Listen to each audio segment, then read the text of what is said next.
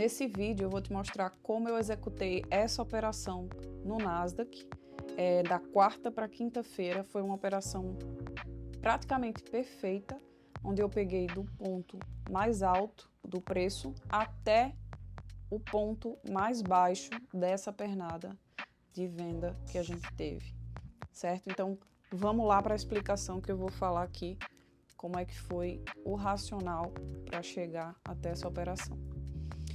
Essa operação me rendeu 18 pontos de risco retorno, ou seja, foi 1 para 18. Eu arrisquei 1 para ganhar 18 vezes o meu risco, certo? Então, esse é o tipo de operação que eu gosto de pegar. Não é uma operação que a gente pega todos os dias, com certeza, mas só uma operação dessa na semana, se você conseguir, você já está feito. Então, eu sempre passo lá na minha comunidade, a Chart Society, para o pessoal que menos é mais e que a gente precisa focar em procurar bons setups, procurar boas operações, certo? Então, eu vou mostrar aqui. O meu racional começou pela estrutura do 4 horas, onde a gente tem uma óbvia aqui estrutura de alta que se formou. Então, a gente tem o Nasdaq vindo de uma estrutura de alta a partir desse último low até esse último high. Nessa pernada de alta aqui, nós temos uma estrutura, um modelo comprador no mercado. E a gente tem o preço perdendo força compradora a partir do momento que ele chega mais próximo aqui desse ponto do 22.000.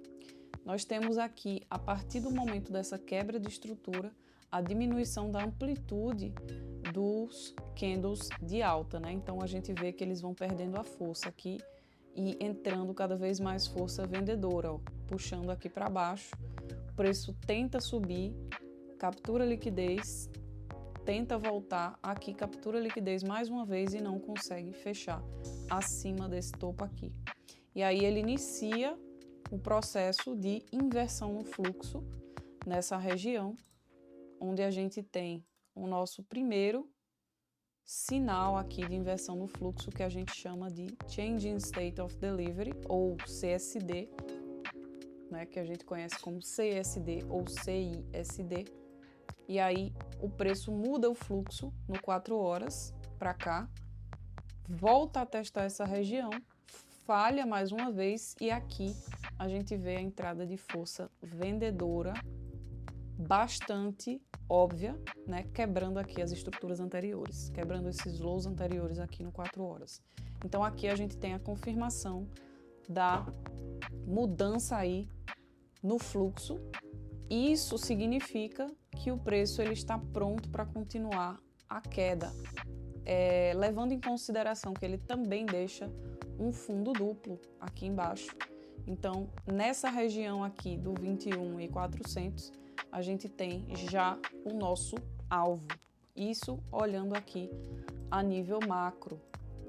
Então, o preço volta aqui a testar essa região do CSD, né, lá para o dia 16 de junho, tenta novamente buscar o topo e o que acontece? Ele falha novamente. Então, a gente tem aqui uma última falha de topo, uma nova varredura de topo e o preço começa a voltar a cair. Aqui a gente tem a formação de uma distribuição, o preço começa a lateralizar nessa região, acumular um pouco, sobe para capturar liquidez e depois faz um candle aqui de força vendedora, mostrando mais uma vez a intenção vendedora entrando nessa região aqui de topo. Então eu continuei acompanhando durante toda a semana a movimentação do Nasdaq e falando aqui dessa região, lá na comunidade a gente falou, a gente acompanhou, só que a gente precisaria aguardar a reação de mitigação dessa região que iria se formar, para aí então depois a gente se posicionar na venda. Então o que aconteceu? O preço quebrou a estrutura, né? Saiu dessa acumulação, desse range aqui de acumulação, né, no caso de distribuição, fez a varredura aqui em cima, quebrou a estrutura e voltou para testar essa região. Então aqui a gente tem uma região de supply ou uma região de order block após essa acumulação. O preço testa a região, então já estava esperando que ele viesse testar essa região, e então a gente começa a acompanhar, quando ele chega nessa região, a mudança no fluxo do 1 minuto, que foi justamente onde eu fiz a minha entrada. Então aqui, quando o preço chegou nessa região e começou a reagir, eu já estava esperando a mudança no fluxo do low time frame, né? Que no caso eu queria pegar no 1 minuto. E aí nós tivemos aqui, ó, os primeiros sinais, né? Primeiro a gente teve uma mudança no fluxo, né? Um CSD aqui no 1 minuto. O preço quebrou a estrutura primeiro, voltou, tentou subir novamente, desceu novamente e testou aqui o CSD. A partir desse teste, nós temos uma validação dessa região, certo? O preço sobe, vem aqui, falha em quebrar essas estruturas, falha em subir para o topo e desce aqui, validando essa região do CSD, do 1 minuto.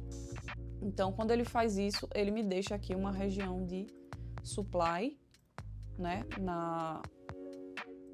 no 1 minuto. Ele me deixa uma região menor para se trabalhar. Aqui a gente tem um order block. Apesar de que, quando ele desceu aqui, eu imaginei que ele pudesse testar só essa região de baixo ou vir testar a região de cima. Como ele já tinha descido bastante, eu resolvi entrar antes dele vir nessa região, porque eu não sabia se ele iria retestar. Então, eu acabei entrando aqui, ó, acima dessa região, quando ele fez a captura dessa liquidez. Então, eu entrei mais ou menos por aqui. E coloquei meu stop, ó, aqui acima desse último high da região de supply do 1 minuto. Certo? Então, assim, eu estaria bem protegida. Eu poderia ter entrado mais curta ainda, poderia ter entrado aqui na abertura do Fair Value Gap. Eu gosto muito de entrar aqui, mas eu resolvi entrar antes e acabou sendo essa aí a minha entrada. Então, o preço começou a desenvolver, foi lá testar a região de supply e desceu, certo? A gente também estava próximo aí do horário de decisão aí de taxa de juros, então eu sabia que poderia haver uma volta nessa região, inclusive poderia me tirar, né? Mas a gente coloca o stop num lugar seguro e o alvo aqui era o fundo duplo, né? Do 4 horas, no caso, os Ecolos. Então, qual é a lógica da entrada usando um refinamento? A gente entra no 1 minuto dentro de uma região de interesse que a gente já traça baseado no macro. Dentro da região de interesse, a gente espera um novo alinhamento e aí, quando faz essa entrada, o alvo ele continua sendo o macro. Essa é a regra, né, que a gente utiliza para ter operações com maior risco-retorno. E aí o que a gente faz depois dessa entrada é o quê? Ter paciência, deixar o preço se desenvolver e confiar principalmente no processo, confiar no método, né? Porque isso tudo aqui tem um método por trás que a gente precisa seguir passo a passo e depois confiar nele. A gente conseguiu aqui um risco-retorno super interessante de 1:18, o preço chegou aqui e vejam que assim que ele tocou na região e capturou liquidez, ele subiu novamente até pelo menos um pouco mais de 50% da entrada. Então aqui era perfeitamente a região de saída e isso só é possível graças a seguir um método claro e objetivo, tanto de entrada quanto de saída, porque não adianta você saber onde você vai entrar se você não sabe exatamente onde você vai sair. Então é isso por hoje. Deixa seu like se você gostou desse vídeo e se inscreve no canal se não for inscrito. A gente se vê por aqui.